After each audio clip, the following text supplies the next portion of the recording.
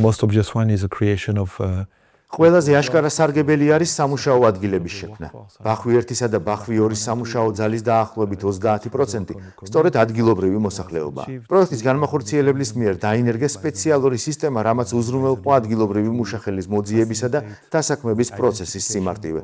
გარდა დასაქმებისა აღნიშნვის ღირსია საგანმანათლებლო პროგრამა, რომელიც გულისხმობს საპროექტო ტერიტორიასთან ახლოს მცხოვრები ბავშვებისთვის ცნობიერების ამაღლებას განახლებად ენერგიასთან და გარემოს დაცვასთან დაკავშირებულ საკითხებზე, პროფესიულ ორიენტაციას და უმაღლესი განათლების ეტაპზე სწავლის დაფინანსებას. განხორციელდა ინფრასტრუქტურული პროექტებიც, შეშმო პირების დახმარება და ბევრი სხვა.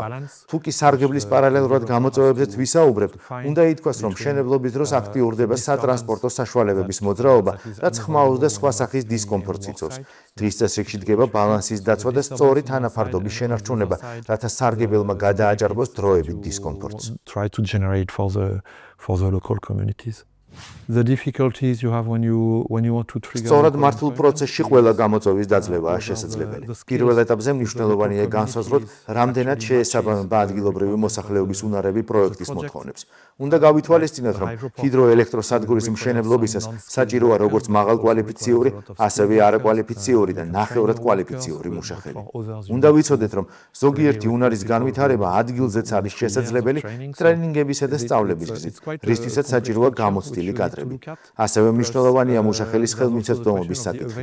მაგალითად, სოფლების შემთხვევაში სეზონურობის ფაქტორს დიდი გავლენის მოხდენა შეუძლია სამუშაო პროცესის მიმდინარეობაზე.